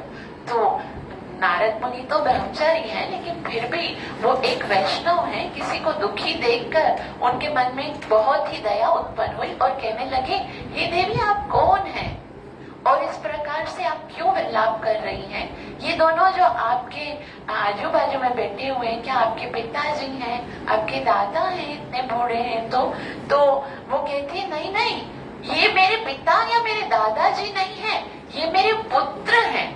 अच्छा, पुत्र है, मगर पुत्र तो जवान होते हैं, माता बूढ़ी होती है, आप तो बूढ़ी हो, ये दोनों जवान, आप तो जवान हो और ये दोनों आपके पुत्र इतने बूढ़े कैसे हो गए? आप हो कौन? तब नारद मुनि से वो स्त्री कहती है, मैं साक्षात भक्ति हूँ। वो भक्ति जो प्रत्येक जीव में हृदय में भगवान को प्रेम प्रदान करने का एकमात्र साधन है, वो भक्ति आज दुखी है। और भक्ति जब दुखी होती है, उसको आनंदित करने का उपाय क्या होगा, वो नारद मुनि सोचने लगे कि अब मैं इस भक्ति को कैसे आनंदित करूं। लेकिन भक्ति महारानी पहले अपनी पूरी हिस्ट्री बताती है, मैं कैसे कैसे यहाँ पर पहुंची। तो भक्ति महारानी कहती है, द्रविड़े अहम उत्पन्ना वृत्ति कर्णाकटे गदा क्वचित क्वचित महाराष्ट्रे गुर्जरे जीर्णताम यथा। द्रविड़े अहम उत्पन्ना, कि मैं द्रविड़ देश में मेरा जन्म हुआ, वृत्ति कर्नाटक और कर्नाटक में गई तो थोड़ा वृत्ति हुई, और महाराष्ट्र में फिर मैं आई।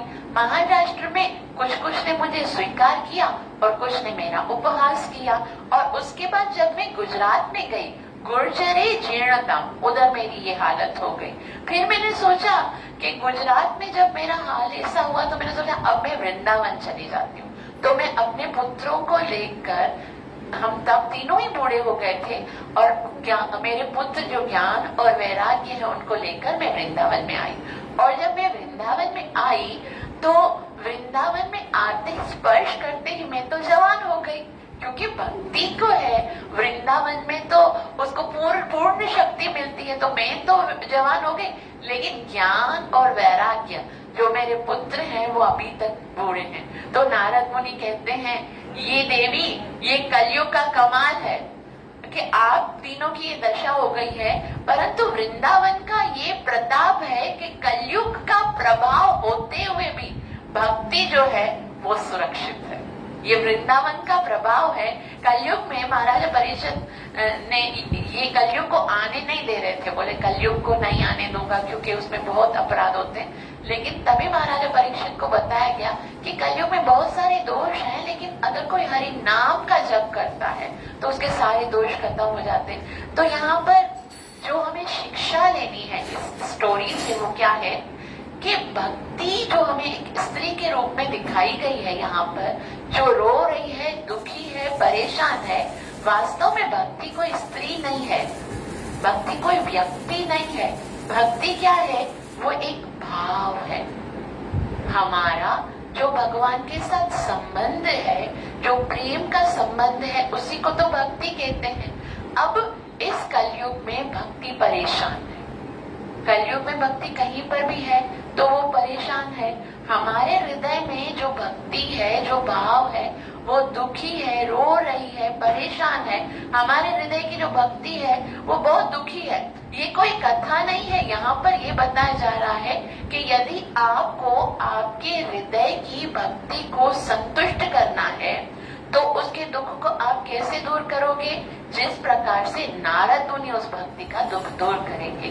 तो यहाँ पर नारद मुनि से भक्ति महारानी कहती हैं कि अगर मेरे पुत्रों को वापस से जवानी मतलब स्वस्थ नहीं हुए और मेरा सम्मान वापस से मुझे नहीं मिला तो मैं ये संसार छोड़कर पुनः चली जाऊंगी और इस संसार में मैं रहूंगी नहीं, मैं ये जगत छोड़ के चली जाऊंगी। और नारद मुनि ने जब सुना कि अगर भक्त भक्ति इस संसार से चली जाएगी तो इस संसार की हालत कैसी होगी? इस संसार में केवल अपराध होंगे, केवल दुख होंगे। ये भक्ति ही तो है जो जीने का एकमात्र साधन है। भक्ति के बगैर तो संसार जीने के लायक ही नहीं बचेगा। और एक वैष्णव का काम क्या है कि हर जगह पर भक्ति को फैलाना कि भाई डिवोशनल सर्विस सब करें, किसी को भक्तमाला करना सिखाते हैं, किसी को सेवा करना सिखाते हैं। और अगर भक्ति नाम की कोई वस्तु ही नहीं, किसी के हृदय में भक्ति है ही नहीं, भाव है ही नहीं, तो फिर आज हम जो कुछ भी नाम सेवा के नाम पर कर रहे हैं, कथा श्रवण कर रहे हैं, भागवत श्रवण कर रहे हैं, जो भगवान की सेवा कर रहे हैं, एक क्षण के लिए यदि हम सोचें कि अगर उस समय भक्ति ने ये निश्चय कर लिया होता कि बस मैं जा रही हूँ, मुझे यहाँ पर कोई आदर नहीं है, मेरे संतान को कोई आदर नहीं है, तो फिर मैं जा रही हूँ, मुझे रहना नहीं, तो हम क्या रह सकते? ये संसार क्या रहने जैसा है? तभी नारद मुनि ने उनको भक्ति माता को हाथ जोड़कर बोला कि नहीं नहीं, मैं आपको जाने नहीं दूंगा। नहीं भक्ति महारानी, मैं आपको वचन देता हूँ। नारद मुनि कहते हैं कि मैं आपको वचन देता हूँ कि सारे धर्मों को दबाकर मैं भक्ति को स्थापित करूंगा। और अगर मैंने ऐसा नहीं किया, अगर मैंने भक्ति की पुनः स्थापना नहीं की, तदा नाहम हरे दासो लोके ताम न प्रतिष्ठति। मैं आपको ये वचन देता हूँ कि मैं सारे धर्मों को दबाकर भक्ति की स्थापना करूंगा। और अगर मैंने ऐसा नहीं किया तो मैं आज से हरि का दास नहीं कहलाऊंगा। तो ये नारद मुनि की कितनी बड़ी कृपा है कि उन्होंने भक्ति को हमारे लिए सुरक्षित रखा है। तो फिर उन्होंने क्या किया, अब भक्ति महारानी की ये इच्छा थी कि मेरे पुत्र जो हैं वो सजीव हो जाए। तो नारद मुनि ने क्या किया, 4 वेद पढ़े, ऋग्वेद, सामवेद, अथर्ववेद, 17 पुराण पढ़े, मत्स्य पुराण, कूर्म पुराण, अग्नि पुराण, विष्णु पुराण, स्कंद पुराण, नारद पुराण, 108 उपनिषद पढ़े, श्वेताशुत्र उपनिषद, मुंडक उपनिषद, कठोर उपनिषद, छांदोग्य उपनिषद। उसके बाद महाभारत पढ़ा, संकल्प करके महाभारत के अंदर भगवत गीता भी है, वो भी पढ़ी, इतिहास पढ़े, रामायण पढ़ी। लेकिन फिर भी वो तो ज्ञान और वैराग उठने को तो बात अलग है, वो हिले भी नहीं। तो नारद मुनि ने कहा मैंने इतने सारे शास्त्र पढ़े हैं और इतने सारे शास्त्र का पुण्य मैंने उनको दिया है, तो ये उठे नहीं। तो उस समय एक आकाशवाणी होती है और आकाशवाणी में क्या बताया गया है कि हे देवर्षि, इन सब कार्यों से ये ज्ञान और वैराग्य उठेंगे नहीं, कुछ सत्कर्म करो, कुछ सत्कर्म करो। तो नारद ने कहा ये क्या मैं असत कर्म कर रहा हूँ इतने टाइम से? तो मैंने तो सारे वेद भी पढ़े, शास्त्र भी पढ़े, उपनिषद पढ़े, इतिहास पढ़े, लेकिन भक्ति का दुख तो दूर नहीं हुआ, तो मैं क्या करूं? तो मानो अगर किसी ने यहाँ पर आगे चल के जो चतुर्ष कुमार हैं वो नारद मुनि को बताते हैं कि आपको भागवतम पढ़ना चाहिए। तो नारद मुनि ये प्रश्न करते हैं कि भाई मैंने 4 वेद तो पढ़े है ना, उसके अंदर ही सब कुछ है, वेदों से ही निकला है ना सब कुछ, तो फिर भागवतम भी तो वेदों में है ना। अब वेद ही है जिसके अंदर सब कुछ है, तो सब कुछ जब पढ़ लिया तो फिर रह क्या गया, फिर क्या बच गया?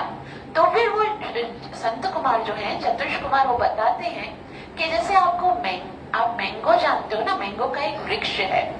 अब उस वृक्ष के अंदर मैंगो का पूरा सार है, रस है, लेकिन अगर आपको मैंगो का वास्तविक आनंद प्राप्त करना है, आम का मजा लेना है, तो उस वृक्ष को खाकर, उसकी टहनियां चबाकर या पत्ते चबाकर आप उस आम का स्वाद तो नहीं ले सकोगे। हालांकि है तो तभी उसमें आम में आया है ना, फल तो उसी वृक्ष का है, लेकिन अगर आपको फल का स्वाद लेना है तो आपको फल चखना पड़ेगा, वृक्ष से कुछ नहीं होगा। इसी तरह से देखो, गाय के अंदर दूध है तो वो दूध जो है वो गाय से ही निकल रहा है, मतलब उसके जो वो खा रही है उसी से बन रहा है, जिससे ब्लड बन रहा है। लेकिन गाय को अगर दूध को पीना है तो गाय को काट कर दूध नहीं मिलेगा, बल्कि कैसे मिलेगा? उसके स्तनों से मिलेगा। तो वास्तव जो आनंद है उसको प्राप्त करने का एक तरीका होता है।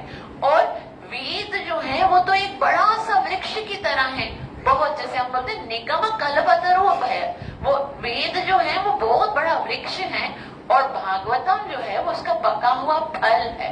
तो अगर फल का स्वाद चखना है तो वृक्ष को चखने से या वृक्ष को काटने से या वृक्ष को पढ़ने से कुछ नहीं होगा। तो फिर आकाशवाणी में ये बताया गया किम श्रुति बहुभिर शास्त्रे पुराणेश्च ब्रह्मावहि, कि किम श्रुति बहुभिर शास्त्रे, इतने सारे शास्त्र पढ़ने की क्या जरूरत थी, पुराणों को पढ़ने की क्या जरूरत थी। एक भागवतेश भक्ति भक्ति दाने च गर्जना, कि एक भागवत ही है जो भक्ति प्रदान करने की गर्जना करता है। तो नारद मुनि ने मानो पूछा कि मैं कब सुनूं, कितना सुनूं श्रीमद् भागवतम को। तो कहते हैं सदा सेव्या श्रीमद् भागवतम कथा, सदा सुनो। ऐसा नहीं कि मैंने पूतना की कथा तो पहले ही सुन ली, ये दामोदर तो मुझे पूरा याद है, ये ना ब्रह्मा स्तुति तो मुझे पता है, विष्णु स्तुति कुंती स्तुति ये तो मुझे बोले सदा सेव्या श्रीमद् भागवती कथा। क्यों सदा सुने? यस्य स्मरण मात्रेण हरि चित्तम समाहिता, जितना सुनेंगे उतना हृदय में कृष्ण आएंगे। तो ये भागवत कथा पढ़ने से क्या फल मिलता है वो बताया गया है कि यत् फलम नास्ति तपस्या, वो फल जो तपस्या से नहीं मिलता, न योगी न समाधि, ना योग धारण करने से ना समाधि धारण करने से, तत्फलम लभते सम्यक, और जितने भी दूसरे भक्ति कार्य हैं उन सारे कार्यों को जो करने से जो फल मिलता है, कलो केशव कीर्तनात्, वो भगवान के हरि नाम संकीर्तन से मिलता है। और इस संकीर्तन के लिए प्रेरणा मिलती है भागवतम से, भगवान के नाम के प्रति जो आकर्षण होता है वो मिलता है। तो नारद मुनि जो है वो चतुर्ष कुमार तो मिलते हैं, इसी परेशानी में भटक रहे हैं और वो कहते हैं कि मैं सारी दुनिया घूम कर आया, बद्री का आश्रम आया, आपको मुझे देखकर दुख हो रहा है ना, और मैं तो भक्ति महारानी के लिए दुखी हूँ, मेरा अपना कोई दुख नहीं है, मैं भक्ति महारानी के लिए दुखी हूँ। और आपको लग रहा है कि मैं इस तरह से लग रहा हूँ जैसे गत वित्त चित्त, कि धनी व्यक्ति का धन लूट जाता है। तो एक भक्त का धन क्या होता है? एक भक्त का धन तो भक्ति ही है, मेरा धन तो भक्ति है। और वो जाने की बात कर रही है कि मैं छोड़ के चली जाऊंगी, तो मुझे दुख इसी बात का है। तो अब मैं कैसे आनंदित रह सका? तो बोले कि सारे साधन कर लिए लेकिन आपने श्रीमद् भागवतम की कथा नहीं की, तो अब आपको श्रीमद् भागवतम कथा करनी है। श्रीमद् भागवतम को कथा को श्रवण करके ही जीव के हृदय में जो भक्ति है वो उसको पुनः ऊर्जा प्राप्त होगी, शक्ति प्राप्त होगी, इसे ना बूस्ट मिलना है। अगर हम चाहते हैं कि हमारी भक्ति जो है वो तीव्रता से बढ़े, तो संकल्प करके योजना बना के जब श्रीमद् भागवतम की कथा करोगे तभी भक्ति महारानी का जो दुख है वो दूर हो जाएगा। तो वो कहते हैं कि भागवतम की महिमा को तो आप जानते ही हो, जब वेद व्यास ने इतने सारे शास्त्र लिखे तभी आपने ही तो जाके उसको बोला था कि इतने सारे शास्त्र लिखे, आप भागवतम को लिखो, और आप आज देख रहे हो भक्ति और आप दूसरे शास्त्रों को बता के आ गए, तो भक्ति को भागवतम नहीं बताया। तो इसलिए आपको किम श्रुतो बहुभिर शास्त्र, इतने सारे शास्त्रों की जरूरत नहीं थी, केवल ये भागवतम है, उससे क्या होगा पढ़ने से? श्रीमद् भागवतम 1.7 में बताया गया यस्याम वै श्रूयमाणा, खाली जो सुनेगा श्रीमद् भागवतम को, कृष्ण परम पुरुष, कि उसमें भगवान ने कितने सुंदर सुंदर कार्य किए हैं, उसके साथ क्या होगा? भक्ति उत्पद्यते पुंसाम, तो उसके हृदय में भक्ति भले कितनी ही बीमार हो, कितनी ही अस्वस्थ हो, कितनी दुखी हो, वो आनंदित हो जाएगी। भक्ति उत्पद्यते पुंसाम, और साथ में शोक मोह भय उपह, शोक भी खत्म हो जाएगा, मोह भी खत्म हो जाएगा। तो भक्ति क्या है? ये भागवत क्या है? एक शेर की तरह गर्जना करता है और भक्ति को आनंदित करने की घोषणा करता है कि मैं भक्ति को आनंदित करूंगा। तो केवल श्रीमद् भागवतम को श्रवण करने से ही जो है वो हमारा आनंदित होगा। तो इसीलिए बोला न गंगा न गया काशी। अब अभी देखो ये पुरुषोत्तम का महीना है ना, इसमें ये बताया गया है कि हमको तीर्थ स्थानों में जाना चाहिए, है ना, तीर्थ स्थानों में भ्रमण करना चाहिए। तो हम चॉइस करेंगे ना, सिलेक्ट करेंगे कि कौन से स्थान में जाए। तो बोला न गंगा न गया काशी, पुष्करम न प्रयाग। ना तो कुंभ कुंभ भले पुष्करम में, प्रयाग में, कुंभ में, इन सब में अगर आप जाओगे गंगा में उतना लाभ नहीं मिलेगा, बल्कि शुक शास्त्रे कथा यस्मिन। शुक यानी जो सुखदेव गोस्वामी ने जो शास्त्र कहा है, यानी श्रीमद् भागवतम फले संभावतम नये, कि जितना लाभ आपको घर पे बैठकर भी अगर आप श्रीमद् भागवतम को श्रवण करते हो, उतना गंगा गया काशी में जाकर उतना लाभ प्राप्त नहीं होता। तत्फलम ना तपसा न योगी न समाधि न, इतना लाभ तो किसी और से प्राप्त नहीं हो गया। तो यदि चतुष कुमार कहते हैं यदि आपको ज्ञान और वैराग्य को पुनः आनंदित करना है तो सिर्फ एक ही उपाय है कि आप उनको श्रीमद् भागवतम सुनाने का आयोजन कीजिए। तो उस समय नारद मुनि कहते हैं कि अभी मेरा मन इतना शांत है कि मैं कथा नहीं कर सकूंगा, क्योंकि कथा अगर हम अशांत मन होगा तो हम नहीं कर पाएंगे ना। तो बोला तो फिर चिंतित मन से कथा होगी नहीं।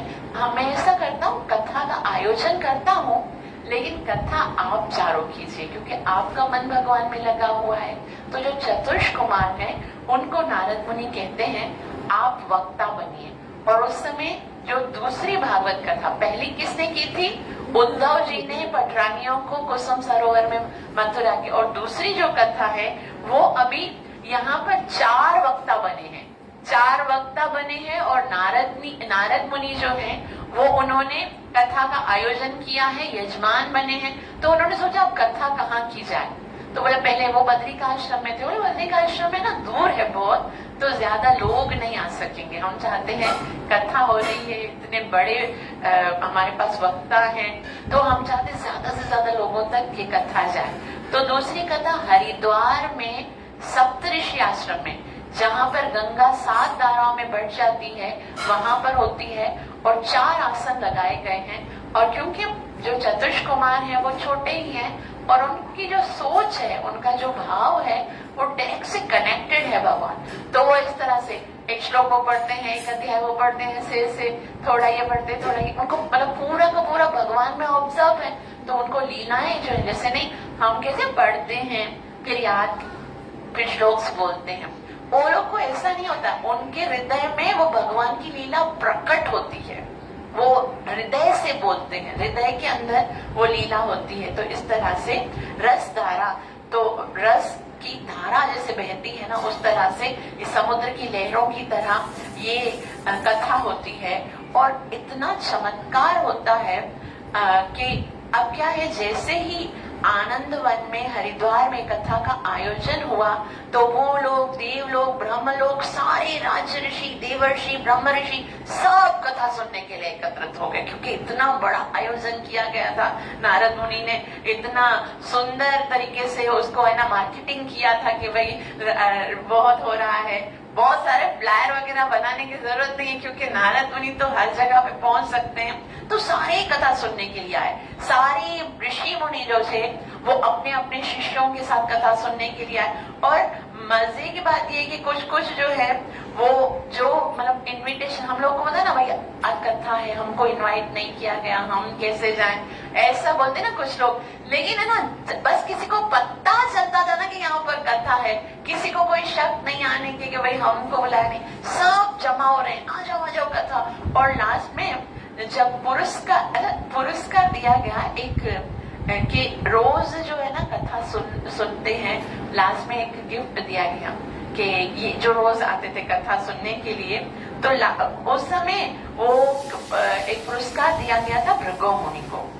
तो भृगु मुनि जो है ना, सबने देखा कि इसको क्यों गिफ्ट मिला है, वो तो कभी कभी हम देखते थे होता ही नहीं था, वो देर से आता था होता है। तो वो क्या करते थे भृगु मुनि, जैसे ही कथा स्टार्ट होते थे तो वो सबको ना टक टक करके बोलते थे, आ जाओ कथा स्टार्ट हो रही है। जैसे हम लोग कैसे ज़ूम मीटिंग होती है, प्लीज ज्वाइन करना शुरू हो जाते हैं। तो वो क्या करते थे, तो उनको जो खुद आते हैं उनसे भी ज्यादा लाभ उनको होता है, जो कि है ना दूसरों को बुलाते हैं। तो भक्ति महारानी जो है, जैसे ही कथा प्रारंभ होती है, मंगलाचरण होता है। अब कथा कहाँ हो रही है? गंगा के तट पर हरिद्वार में, और भक्ति महारानी कहाँ मिली थी? वृंदावन में। तो वृंदावन और गंगा जी में कितना डिस्टेंस है। जैसे ही मंगलाचरण प्रारंभ होता है, भक्ति महारानी जोश में खड़ी हो जाती है और ज्ञान और वैराग्य, सिर्फ कथा अभी शुरू हुई है और ज्ञान और वैराग्य भी खड़े हो जाते हैं और नाचते हुए, कूदते हुए, भागते हुए वो वहां ऊपर गंगा के तट पर पहुंचते हैं। तो गंगा के तट पर जैसे ही पहुंचते हैं, इतना सुंदर आयोजन है, लेकिन इतना बड़ा पंडाल सारा फुल भरा हुआ है। अब जैसे जो कोई अगर मतलब ऐसे होते हैं ना, मेहमान होते हैं, जो बड़े गेस्ट होते हैं, उनके लिए एक रिजर्व सीट रखनी चाहिए ना, लेकिन भक्ति महारानी के लिए कोई सीट ही नहीं रखी थी। तो भक्ति महारानी आई, बोला हमारे लिए कथा कर रहे हो ना नारद मुनि, तो हमारे लिए कोई तो जगह होनी चाहिए ना, हम कहाँ बैठे, हमारे लिए बैठने की तो जगह दो। तभी नारद मुनि और चतुर्ष कुमार ये अनाउंस करते हैं कि भक्ति आपके लिए अलग से सीट रिजर्व नहीं करेंगे। जहाँ जहाँ भागवत कथा होगी, वहां पर जितने भी श्रोता भागवत कथा श्रवण करने के लिए आएंगे ना, आपका काम है उनके दिल में बैठना। आप अपने पुत्रों के साथ भक्ति, ज्ञान और वैराग्य उनके हृदय में आकर बैठो। मतलब ये ही स्थान आपके लिए रिजर्व्ड है। ये हमने आपको नहीं दिख रहा है कि हमने आपके लिए कोई सीट जो है ना उस पर रिजर्व लिखा है, लेकिन सबके हृदय में एक जगह है और वो है भक्ति की जगह। और वो तब उसके अंदर आती है जब वो भागवतम महापुराण श्रवण करते हैं। तो श्रीमद् भागवतम जो है वो भागवत का लफ्ज 3 लफ्जों से मिलकर बना है, भ, ग और त।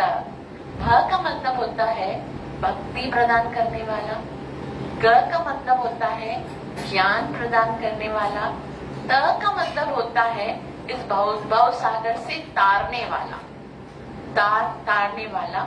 श्रीमद् भागवतम जो है उसमें 18,000 श्लोक हैं।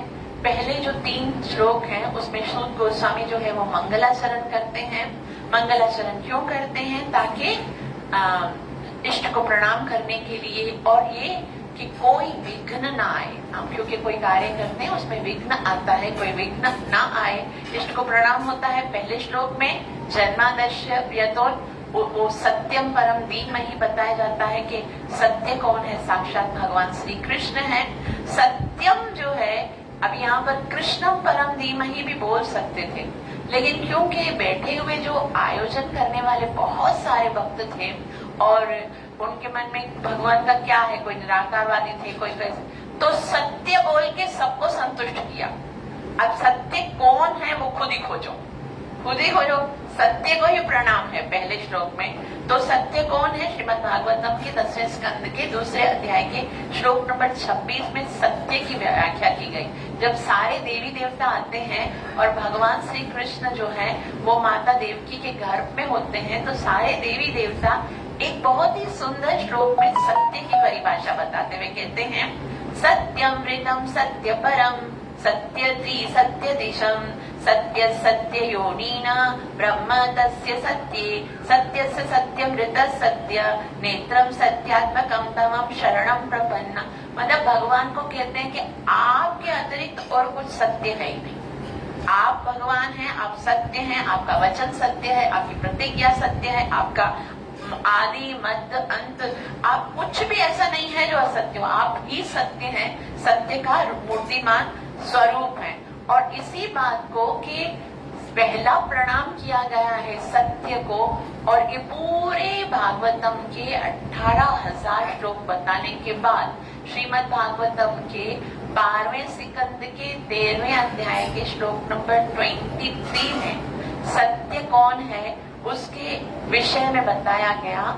नाम संकीर्तनम यस्य सर्व पाप प्रणाशनम प्रणामो दुःख शमनम तं नमामि हरिं परम तं नमामि हरिं परम।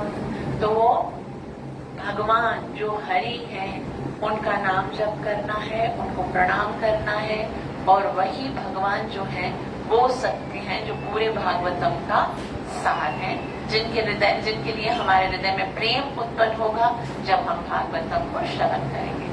ग्रंथराज श्रीमद् भागवतम महापुराण की, कलि पावन अवतार चैतन्य महाप्रभु की, कलियुगाधार हरे कृष्ण महामंत्र की, नित्य लीला प्रवेशिस डिवाइन ग्रेस पतित पावन श्रील प्रभुपाद की, गौर प्रेमानंद।